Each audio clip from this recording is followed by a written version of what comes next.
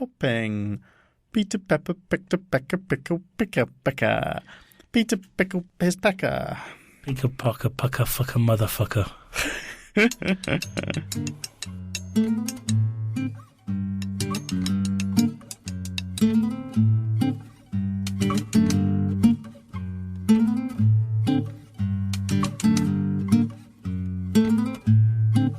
Talk. Sibilance, Peter Pecker. Hello. I had my nails painted for the first time ever at the weekend. Who by? Who by your daughter? Well, Nicola. We all had black nail varnish for Halloween. Oh, 8 more days to Halloween. Do you know, because of Halloween this year, I have totally failed to prepare for November the 5th. I mean, I don't really do anything, but emotionally I have to prepare myself. Do you? Yeah. For all the banging? For lots of banging, I don't like it. Why do you not like the banging? It wasn't until around the age of 21, maybe 20, that I actually came to terms with fireworks at all. I hadn't enjoyed fireworks up till that point. And then some friends were going to the Winchester thing, and I think maybe there were a couple of girls there that I wanted to not think I was a giant nerd. So I was like, yeah, okay, I'll go. And then people were going to be taking acid. And I was like, well, I mean, how long is the fireworks going to be? And they said, about an hour. And I was like, okay, and it takes about an hour to come up on acid. So, okay, I'll take some. And I had a lovely time at the fireworks, but didn't come up on the acid. Oh, and then I continued to not come up on the acid. And we were all supposed to be meeting back at a friend's house, back at my house, I think, actually. And I was in a different car from my two friends who'd taken acid and were with me. So the car I was in, they were like, well, we're going to be dropping this person off. I can't remember any of the names anymore. I think one of the attractive lady was called Marianne. Okay. I think she gave me a They Might Be Giants mix tape. Nice. An actual tape. Good. Of songs I didn't know. C90 or C60? C90, I think. Wow. There's a lot of good They Might Be Giants stuff even back then. So we were dropping a friend off, and her family were cool. Her parents were cool. So they said, oh, you haven't seen, like, the person who's being dropped off said to the person who was being given a lift, you haven't seen my parents in ages. Come in, have a cup of tea. Is that okay? And I was like, they all deferred to me, and I said, yeah, I don't think this acid works. I haven't. It's not done anything now. It's an hour and a half later. It hasn't done anything now. It'll be fine. So then we went inside, and I was introduced to the parents. They were very nice. Yeah. I think there was maybe a younger brother there who was a teenager. He seemed very nice. They had a lodger who was foreign, who smiled an awful lot. They do that. Midway through a cup of tea, trying to get the hang of who the lodger was and all of this stuff, the acid hit. Brilliant. And I was in this house full of strangers. Nice. But I just rolled with it. Well done. You would not think, if you know my character at all, that I would find acid so easy. That could genuinely damage someone. That's quite impressive. But I just roll with it in ways that I can't in my day-to-day life. Yeah. Maybe you should take acid all the time. Yeah.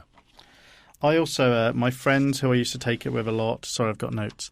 My friends who I used to take it with a lot. You've not shared them with me this week. So is that because last time you shared them with me, you threw me so much by adding? Yeah, it confused you too much. I just roll with it. That was a callback to what I said like 2 minutes ago. Yeah. My friends because I only really took drugs for about a year and a half period of my life. I grew out of that particular thing very quickly. Not grow out of, that's a value judgment. I don't mean that. I just I stopped enjoying it quite so much. But a lot of my friends that we used to have these parties round at our house where a lot of us would take them, mostly guys, and a couple of girls would take acid, and we'd be hanging around, and all of the boys would be running around like doing ridiculous things and thinking bizarre thoughts and like pinging off on tangents and stuff. And I found it quieted everything down.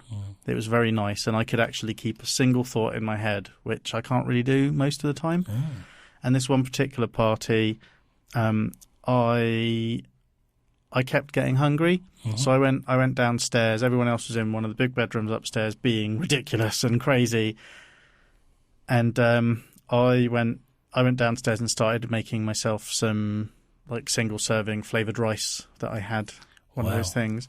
And after about 10 minutes, probably about 2 hours actually, but after a little while, the two girls who were friends of us sort of drifted down, who were also on the drugs, drifted down to the kitchen and said, "Oh, when did you come down here?" And I was like, "A while ago." And they were like, "What are you doing?" I was like, I'm cooking. I'm going to eat some rice." And they're like, "You can eat." I was like, "Yeah, I'm hungry." And they're like, "How are you doing that? The other boys are being so silly." They were like, actually, they regressed completely too. The boys are so noisy and you're really calm. And so we were down there for about 10 minutes, but it was probably nearer to 5 hours. And then all of the boys started drifting down and filling the kitchen, which was an even smaller space. They were like, "Oh, what are you guys doing down here? Is it fun?" And then they came downstairs and started making loads of noise. And then I kind of snuck upstairs with my rice. And then the girls came up 5 hours later and said, "Oh, what are you doing up here?" And it just was, this whole party was me going off somewhere quiet, the girls following me, and then all of that's not an interesting story. Other people's drug stories are so boring. It's the most delightful story, because the problem is you tell a drug story and what you're remembering is how lovely you felt at the time. Whereas what you've just told me is a story where you were upstairs and you went downstairs and you made some rice, you talked to some people, and then you went back upstairs again. It was magical. It sounds like it was magical. It sounds magical the way you say it. The thing is, for me, parties and social interaction never go that comfortably or easily. I think there was a time in my life when people thought I was a bit potentially I thought I was a bit cool at parties, because I'd stand there, not really say very much, and look quite cross. Yeah. But it's really just because I didn't know how to interact. I'd often do that in pubs. There'd always come a time of the night when I was absolutely hating myself, and the time I was having. I look back on just night after night after night. I'd go out, because you always go out. You got to go out. But then it'd be around sort of 11:30, and I'd be drunk and stood in the corner of the bar somewhere while my mates were off dancing or something. Just generally being pissed off and wondering why the hell I bothered doing it again. I understand that. The majority of the nights out, I think back on, mostly ended with me feeling a bit fed up. This is, people don't understand. I think we've talked about this before, but it's the introvert-extrovert scale or paradigm or whatever. Oh, I can flip very quickly. Well, people think of that as outgoing and happy to go out and have a drink and stuff like that, and like the two things, like the way you behave is the same as the way you feel, and I don't think that's the case. I think a lot of people go out, and I never liked to go. I don't really like going out. I like staying in, and I like spending time with people, but I don't like having them around loads. No, I think we talk about it a little while ago, that the cartoon. I think we maybe talked about the cartoon I read that was doing a really good job of explaining introverts and extroverts, but then ended up... The problem is that any discussion of introverts and extroverts online is nearly always written by introverts and always slants towards saying one group of people are better than the other group somehow. And this cartoon did quite a good job of explaining that, it isn't that introverts don't like being around people, it's just that it's a strain for people. What if you're both? I don't think you can be. But it depends. I can be quite extrovert sometimes, but I always feel shy and uncomfortable. It's just I don't always show it. Yeah, well, that's the problem, is because it isn't a binary. It isn't an entirely binary paradigm. It isn't that introverts don't like being around people. It's that being around people is hard work. We can quite enjoy it as well. The way this particular cartoon suggests it makes extroverts sound like vampires, though, which is a little bit bad. Well, I don't know. Are vampires still cool? No, the way it outlined it was that extroverts gain energy from social interactions. They sap energy is the way it was described, but actually it's like they get energy from social interactions and being around people, whereas introverts find being around people quite exhausting. And that actually it doesn't mean you can really dislike people and be an extrovert, and you can really like people and be an introvert, but the difference is introverts don't find being around other people easy. We'll do it because we like people. I love watching people. Being on my own can sometimes be... I don't like myself as much as I like most other people on balance. But if I don't have an escape route, I can find being around people very difficult. Like, I like people hanging around my house. I like knowing that they're there. Oh, no, I don't. Well, your house is different because you can't get from anyone. If we've got visitors, the biggest problem I have with having visitors is that I can't go off and you're not supposed to go off and hide somewhere. I wouldn't have a problem with going off and spending some time reading on my on my tablet or something, reading comics on my tablet or something like that. But the problem with having really people around, specific. Yeah, I don't know why I have reading a book or something. Yeah. Looking I at porn on my phone or wanking in the bathroom. Wouldn't have a problem with that. As long as I can do that. Is that why you've got one of those phones with a slightly bigger screen? Yes. Good. It's all wipe-offable as well. Yeah. The Samsung Stoyer edition. Yeah. But so we can like being around people, but actually being stuck with other people. Like, don't you prefer being around people that you know understand that there'll be a point when it's easier if they go? Like, yeah, of course. And I used to when we and who don't expect you to be switched on the whole time and stuff like that. When we were young and we socialised quite a lot with people, quite often at 10 o'clock I'd say, "Well, I've got to go to bed now." Yeah, and but you were covering. Yeah, you were saying I'm tired, but actually you just had enough. Yeah, what I'm saying is, and I used to, my really close friends, they knew it was basically I'm saying fuck off. Yeah, I've had enough now, really. And to be fair, one of our closest friends, she comes over regularly on a Wednesday. I'm quite happy if she's taken too long to do the goodbyes once we've stood up. Just this Wednesday, I said, "Come fuck off." Yeah. And it's fine. She understands. Does she understand, or does she think you're joking and you're just cutting through the No, she goodbyes? understands that I'm being funny, but also serious. Yeah. Because she, too, is weird. Yes.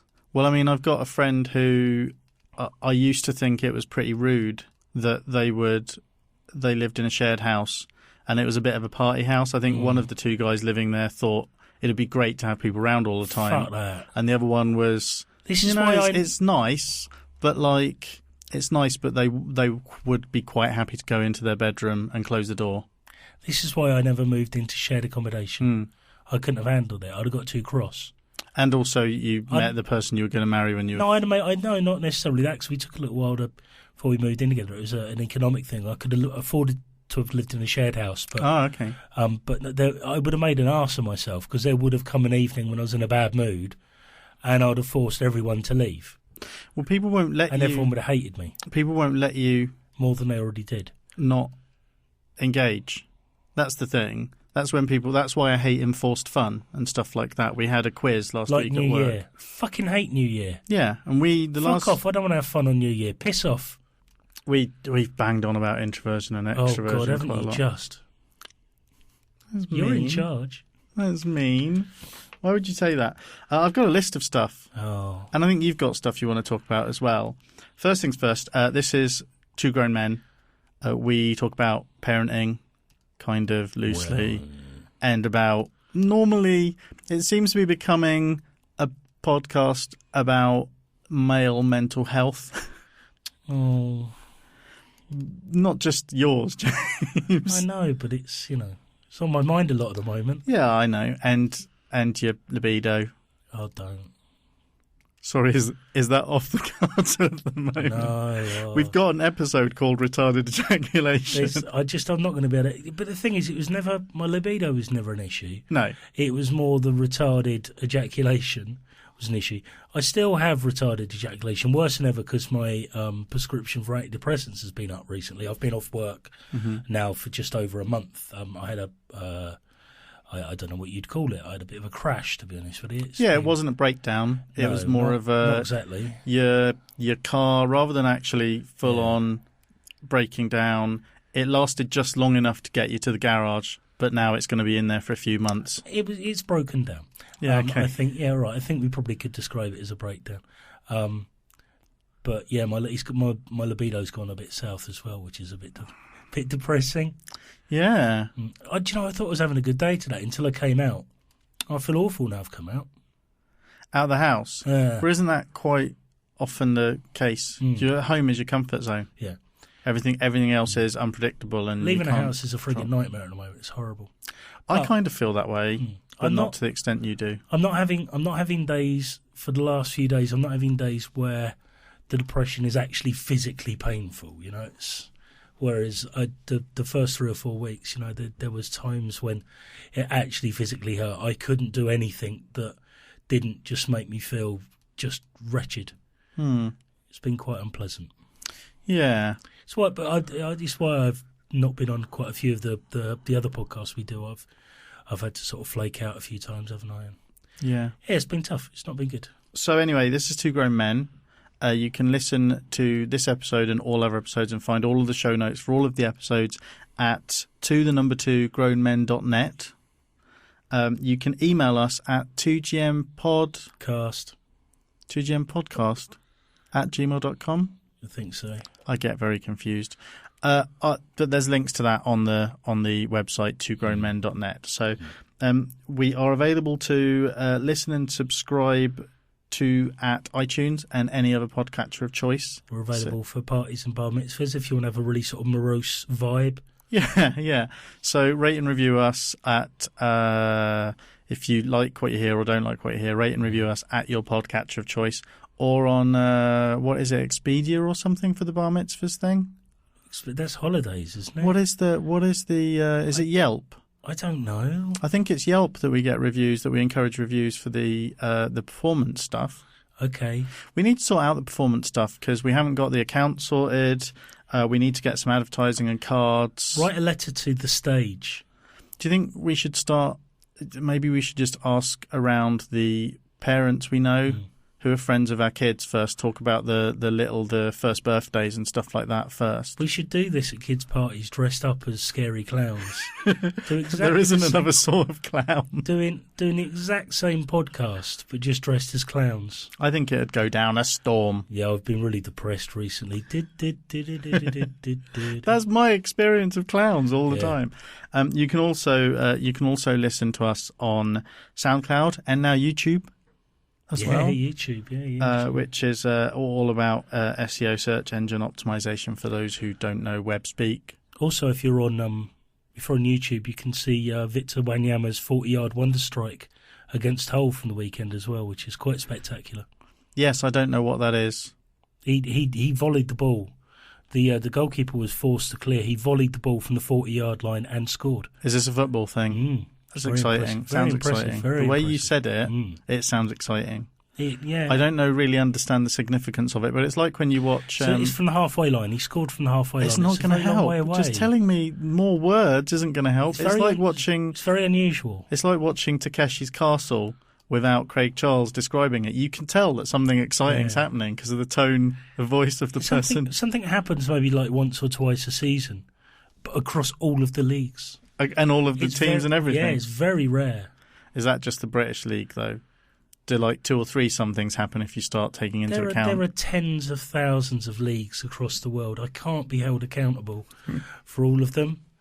I'm focusing on the English leagues because that's where my main focus of interest is. You can also like our page on Facebook. Oh, no. There's a link to that on the site. And dislike it if you're that sort of person. You can follow us on Twitter at 2GMPod.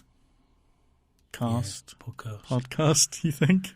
Yeah. And you can talk to me on Twitter at Nixsight, NIXSIGHT, and you can talk to James on... I wouldn't bother. It's James MOMP. Yeah.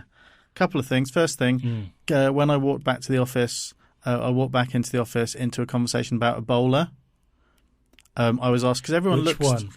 one? Just Ebola, the sorry, illness. I thought you said a bowler. I thought you were talking about cricket.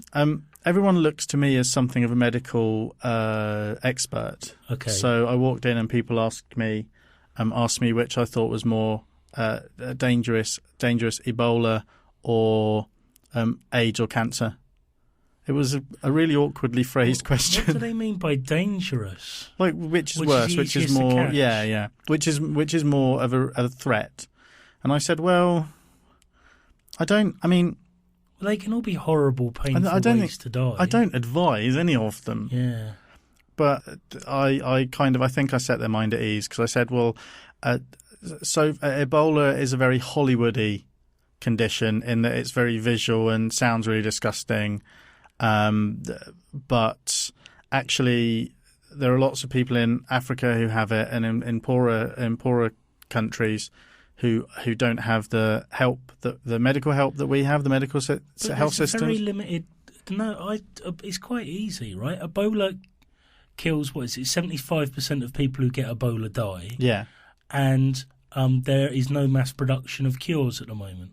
No, so it's pretty bad. Yeah, but in terms of how dangerous it is to people in the America and here, Ebola's quite low on the list. And so far, I think it's still the case that only medical professionals who've been working with people with Ebola have contracted it. Is it only one person here and a couple of people in the US? Yeah, there's been a nurse and a doctor or something. Yeah. And one of the nurses went out for a bike ride and caused quite a stir in the US.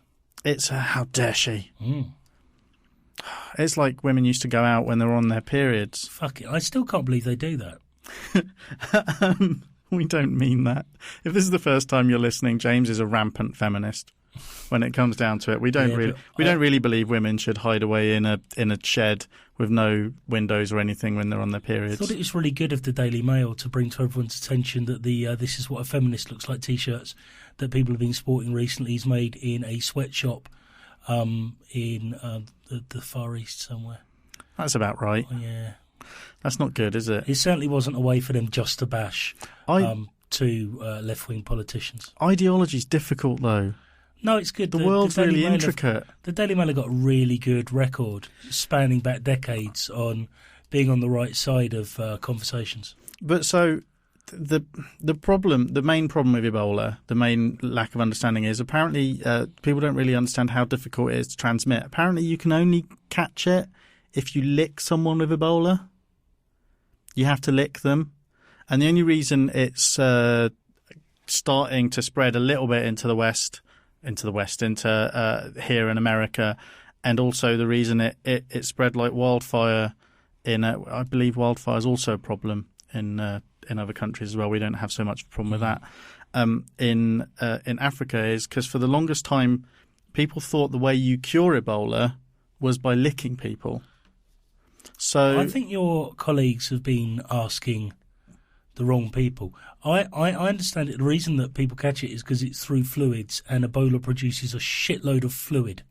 Yeah, but if you lick someone with Ebola, then you're going to catch it, aren't you? Because that's an exchange of fluids. So medically speaking, I'm on the money. Only if you lick part of them that has fluid on it. Well, but part of the thing with Ebola is that everything starts gushing out fluid, doesn't it? It's horrible. It is horrible. Oh, no, it's absolutely horrific. Yeah. I only joke about it in the same way that I joke about spontaneous human combustion, except Ebola is real. Yeah. It's safe to joke about Ebola because obviously we're safe in the West. Yeah. Because we've got all these firewalls.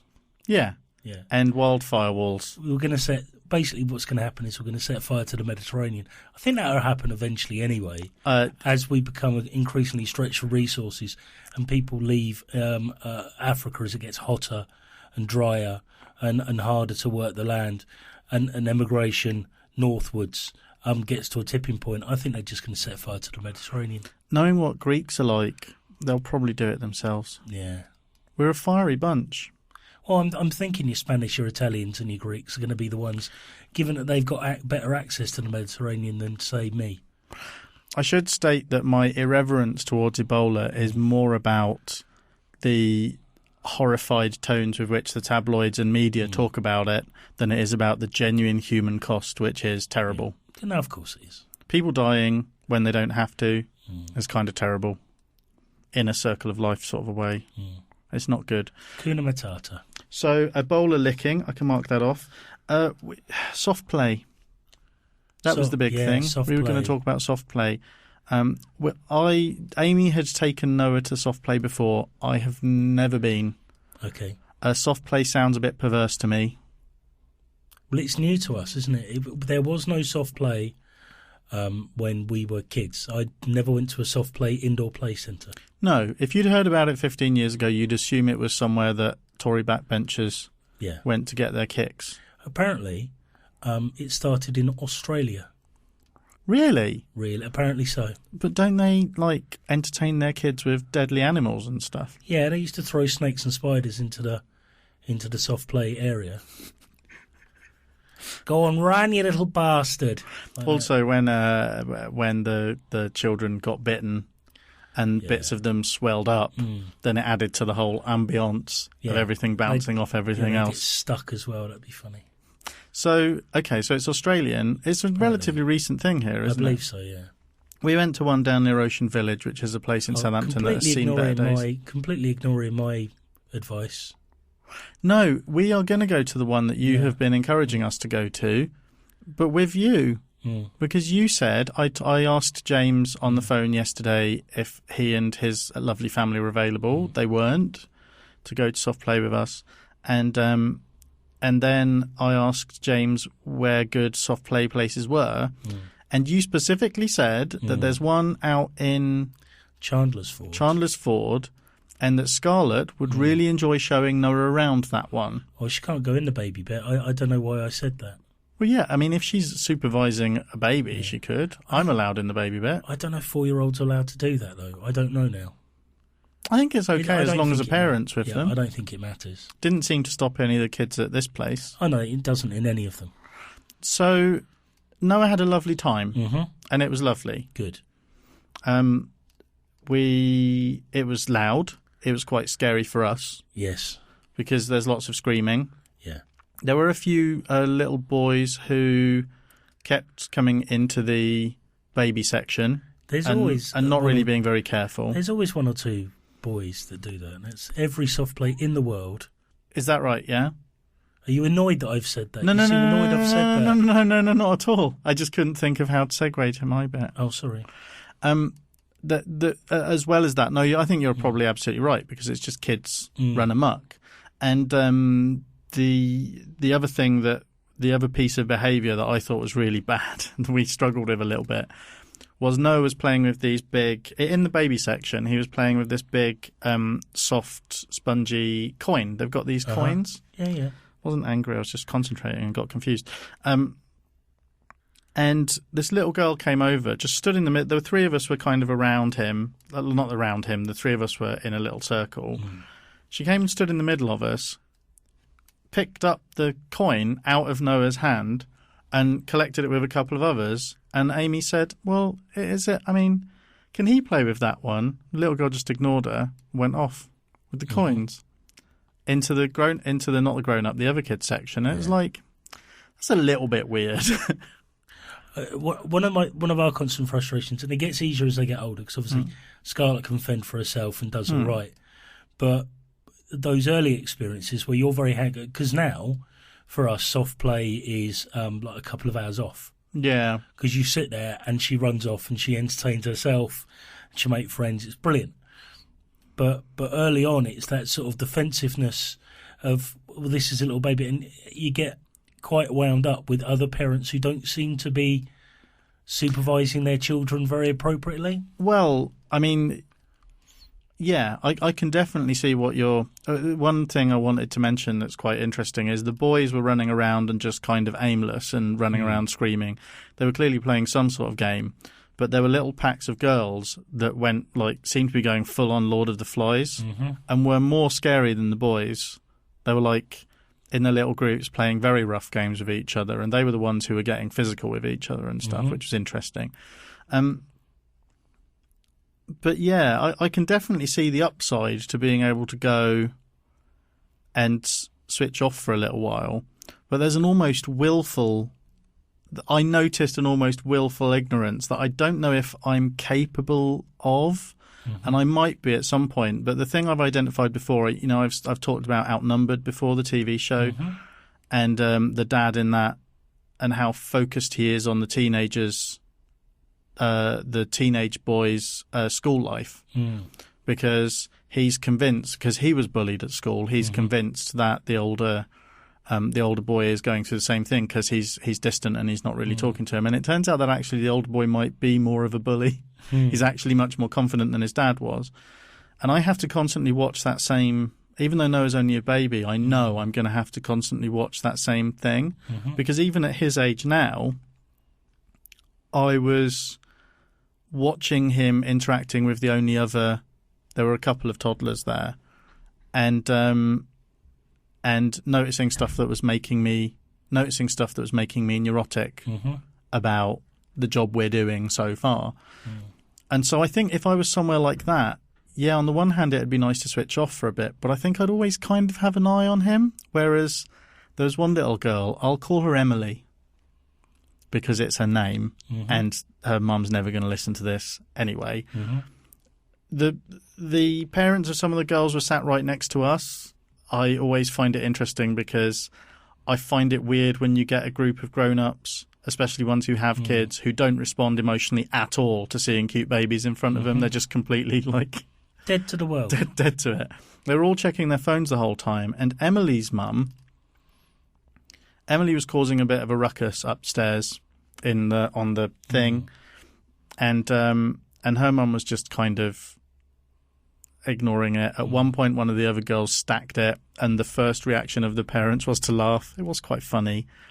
And then they weren't that bothered when it turned out the kid had hurt herself quite badly.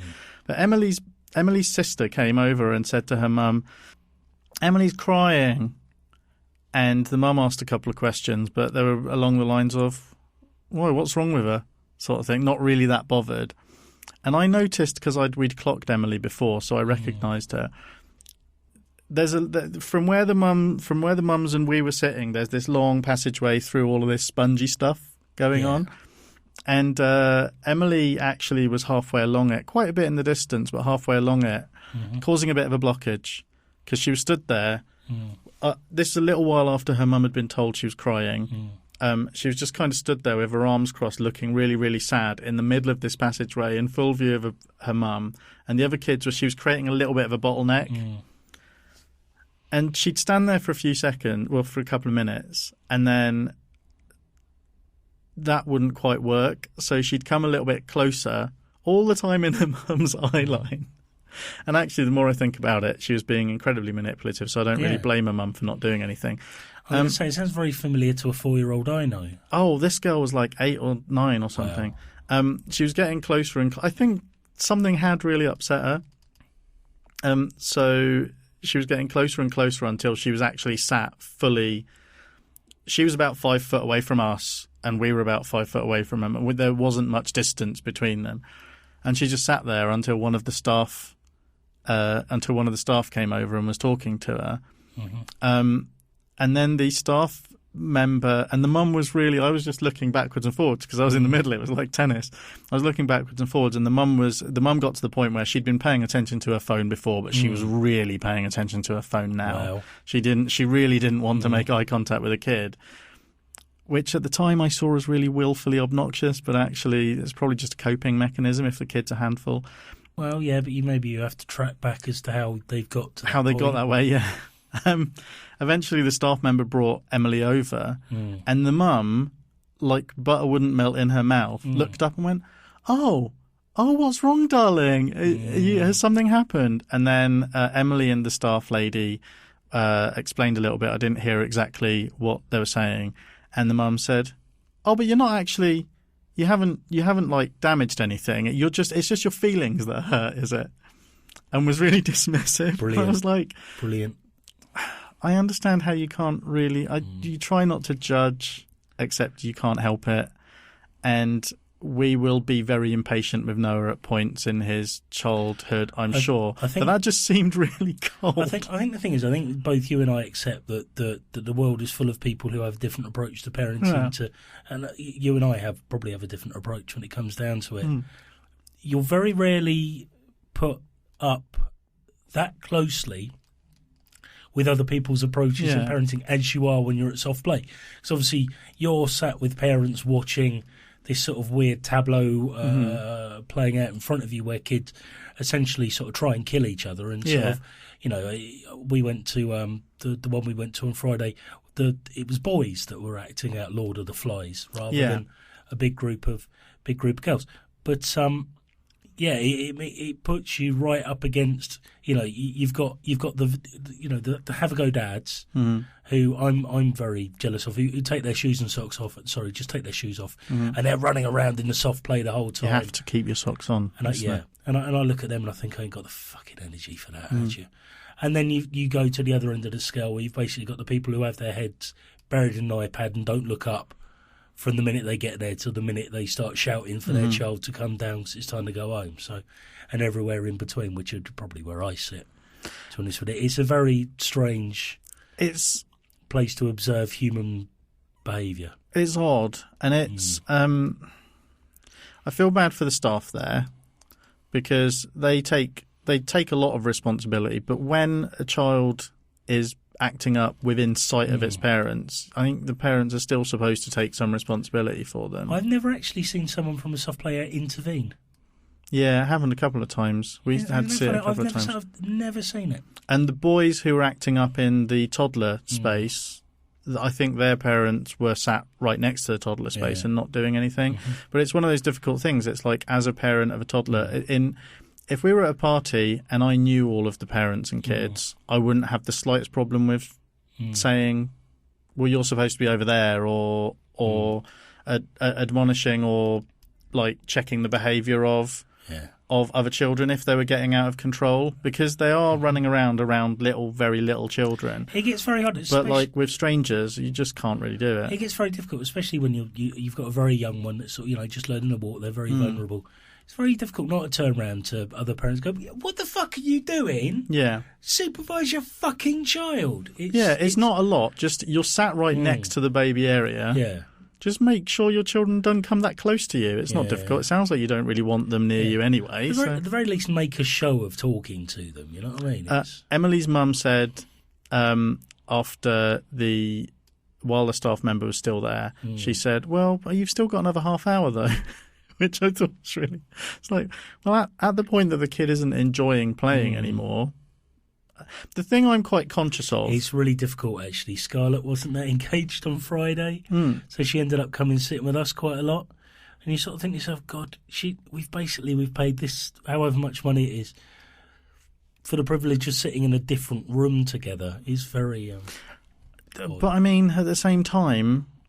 on the one hand, you have to encourage them because left to their own devices, quite often children will just they'll stay in their comfort zones. They won't necessarily get outside their comfort zones. But on the other hand, we're talking about you and I still playing out the whole, well, we have to go to the pub and show willing, don't we? Because that's what you do. You do things you don't enjoy doing because you're supposed to. To be fair, Scarlett was quite distracted because we were going trick-or-treating after that. And it was her first experience of that. So. I want you to talk about that. We talked a little bit about the soft play. I keep wanting to say cold play. No, don't say that. Different thing. I want you to talk a bit about the soft play because it sounded like you had a bit of a nightmare at the one you were at on Friday. You said the boys had gone Lord of the Flies. Well, just they're very loud and running around and sort of being quite rough with each other. But more so than usual?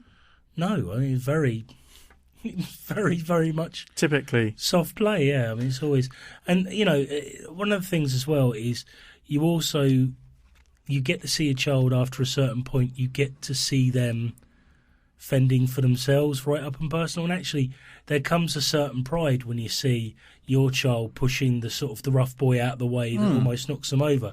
So it is, yeah. I imagine, especially when you've got a little girl, and I guess. Well, because with a boy, it's difficult to gauge really whether you have to watch them quite closely to make sure that your boy wasn't the one who started the thing. Maybe, I guess. Whereas it fits your and my particular preferred narrative that little girls be a bit more... Yeah, maybe. Like, behave in a bit more of an activated and equal way, I guess. Yeah. Okay, hopefully we'll get a chance to talk about trick-or-treating. So you went trick-or-treating? Yeah. Scarlett did. I supervised. First time ever, we went down to her aunt and uncle, and her 2 cousins live in a very nice middle class area. I don't know how friendly my part of the world is for trick or treating, but I wasn't super keen. But she loved it. She had a great time. It was actually very enjoyable. It was quite easy on the part of the estate they live in.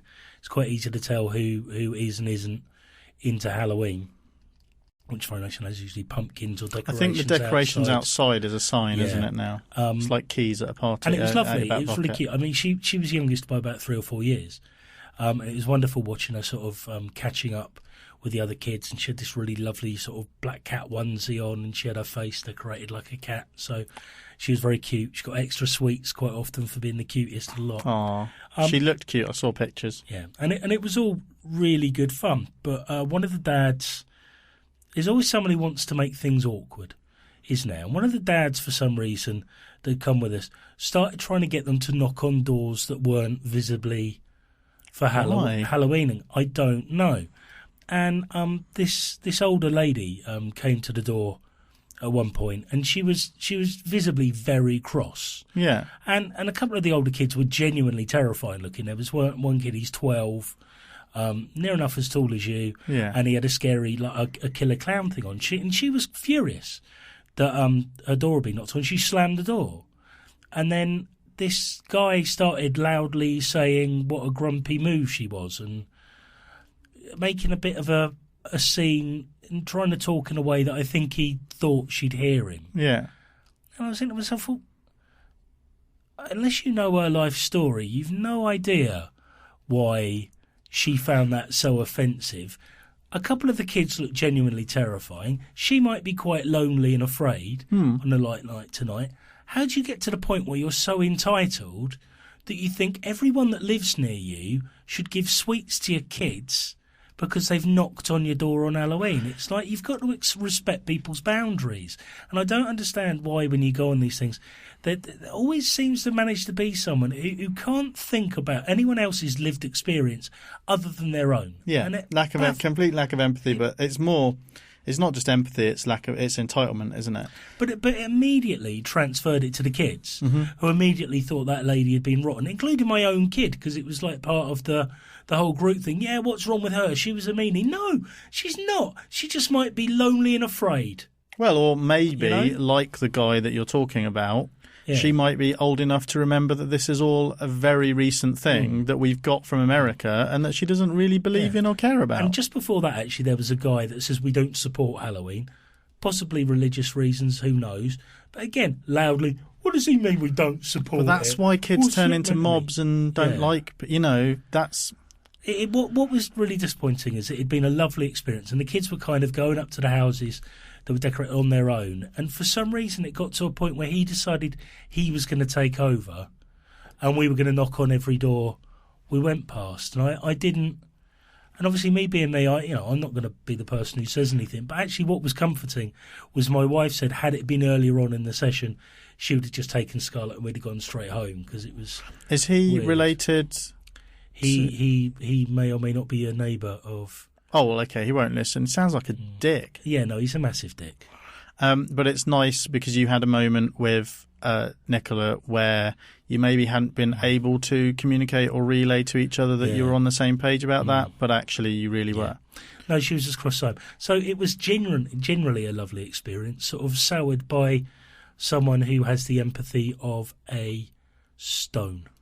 It's just entitlement. I think I said it was entitlement, and then you said it was empathy, and then I said it was empathy, and you said it was entitlement. I'm fucking with you. You're just trying to catch me out. No. I think it's both. I think. It's like, for example, if you were using a studio in a group of studios, you'd maybe pay attention to the fact that one of them has a light and recording, and you wouldn't make as much noise. People banging about. Well, actually, it's funny you say about the moments of the moment of communication is the word simpatico. I'm not sure, between you and Nicola. Yes. Which you can't always rely on because you and I are fucked in the head. Yeah. And so sometimes we think things and it can become, can build. I haven't really talked about it on the podcast because it's one of the few areas of parenthood that I really can't rely on myself to be objective about. Amy and I get on very well and agree on most things when it comes to Noah and bringing up Noah, but we've had a sticking point around childcare where we really don't agree on what he needs, and we've ended up going with what Amy wants. But I've tried to be supportive, and I tried to see the positives in it, but then anytime something goes wrong with that particular setup, I find it very difficult not to, in my head, go, well, but if we hadn't chosen this fucking route, the I told you so instinct kicks in, and I try and keep it under wraps. But when we were and Amy's always said, well, that we've gone with a childminder, and she's always said, and she's absolutely right, and it's the only reason I kind of vaguely okay with it, that Noah likes it. He seems happy at the childminders we've got. And so I just have to kind of accept it. But one of the things that happened at the soft play, the thing is, Noah's great. Like, he's brilliant. I think he's very sharp. He's very sociable, and he's very capable. And he's starting to walk. Like, the last few days, he's been walking properly, only short distances, but he's starting to do that. He's not got lots of words, but he's talking in full sentences when children his age normally learn words before they can really. He's babbling a lot, but it seems to mean something to him. He thinks he's talking in sentences. But there was a little boy at the soft play who was walking much more confidently, and he came over to me and Noah and was trying to sort of engage and stuff like that. Noah wasn't really. He was very focused on us, and I was talking to the guy's dad, who had a lovely Scottish accent. Amy and I both had a bit of a crush on this guy's accent, and we were talking, and I said, "Oh, how old's your boy then?" And he said, "Oh, he's a year old." I was like, really? Because his walking's great. And I know that kids do things at different rates. I know that. And we've talked about that a lot before. And I'm not too bad about this. But he said something. He said, yeah, I think the thing is he's at the nursery quite a lot. And so he sees lots of other kids his age, and he wanted to join in. Yeah. And that was something that really tapped into one of the reasons I wanted Noah to go to nursery, because at the childminders, he has a lovely time, but there are only 2 other babies his age, and they're not in at the same times as him a lot. And Amy's counter to that was, well, but he watches the older kids. He loves watching the older kids. And I was like, yeah, the problem with that is, and I felt it very strongly after being at the soft play, was that what I'm worried about and what I feel like I saw evidence for is that what's happening is we're training him to get really good at watching older kids. He can't really do the things that the older kids do, so there's no way for him to make the leap. So he, most of the time at the childminders, I think he sits around on his own with the little toys, and people come over and spend lots of time with him, and he's got his key worker or whatever and stuff like that. So there's always someone paying attention to him, but he's not learning to negotiate and play with other children the same size and age as him and at the same stage of development. We've got lots of friends that he spends little bits of time with, but the one place he goes to and spends a chunk of the week at. And so after it, and it probably doesn't matter, and he'll turn out fine, whatever. I know that. But it was bothering me, and I find it difficult to let go of stuff like that. And I was worried about mentioning it because it's been the cause of so many of our arguments, but it was just getting really difficult for me to ignore it. And so I just said it towards the end of the day, when the next one, it's like now Noah's used to what he's used to, but when we move house, because the other thing is we don't know where we're going to be living in 6 months' time. Yeah. So I said, when we move house, we really need to start talking about the next baby being in split care between a nursery and a childminder or something. I want us to talk about it again. And I thought it'd start a whole other argument, but Amy was just like, yeah, I think so. So I don't know if that was just her realising that it's better not to engage me on this. But it felt like a moment where it could have been an argument, and it turned out not to be. That's good. We need to go. Okay. I just want to say one thing that I realised again this week is that we got some feedback over on Facebook. We tend to get feedback privately which I think is the nature of the relationship we have with people anyway. But I think probably speaks to the fact that men don't tend to talk about this stuff a lot. Sure. And I don't want to be overblown about it, but we do a lot of things between us in terms of we've done lots of podcasting. We do the comic podcast. I still enjoy all of the things we do.